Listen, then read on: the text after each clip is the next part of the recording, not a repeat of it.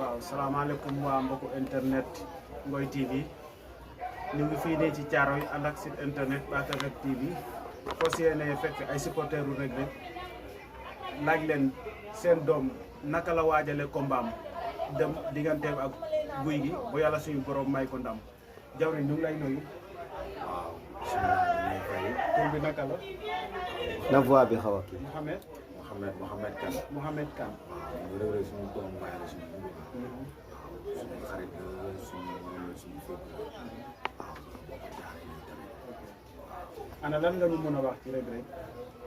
waaw Reug Reug tey jii amaana bu may laaj si moom ay mbirum dinaa si sawar trop waaw ndaxte nit ku baax la nit ku am liggéey la tamit te champion la mooy suñu champion fii kon ni ko gars yi di waxee rek ñun namuñu champion quoi waaw champion yaa gën a fee jaar su mel ne ay ñoom Baye Lone Ndiol xam nga ñoom Ameth Deme ak ñeneen ñoom Xaadim Njaay mais xëy na tey jii nag tey maanaam comme ni ñu ko waxee waaw Reug Reug daal Reug Reug suñu mbër la mooy mbëru caare la mbëru àdduna la waaw te champion la daal champion la te ñu ngi koy ñaanal tamit waaw ñu ngi koy ñaanal yàlla defal ko cat waaw.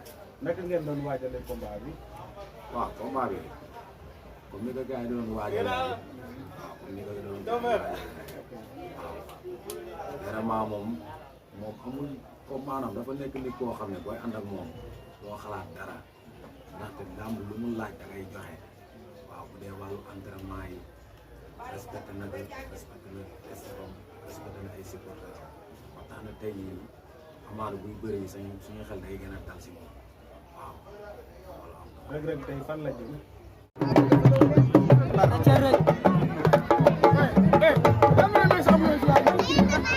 Vale, yo voy a querer me voy. ¿Me puedo unir?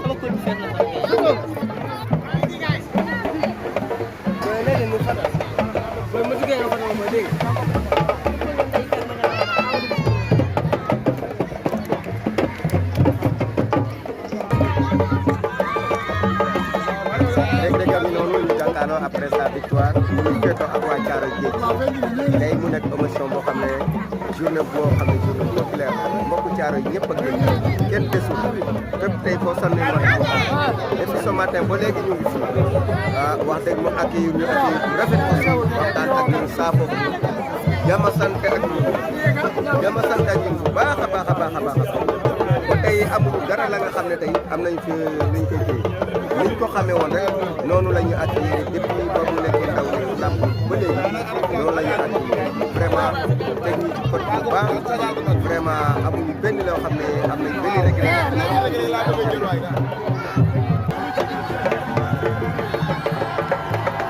gis nga ko ambiance baa ngi noonu gaal yaa ngi noonu ambiance baa ngi noonu gars yi di ñëw ah.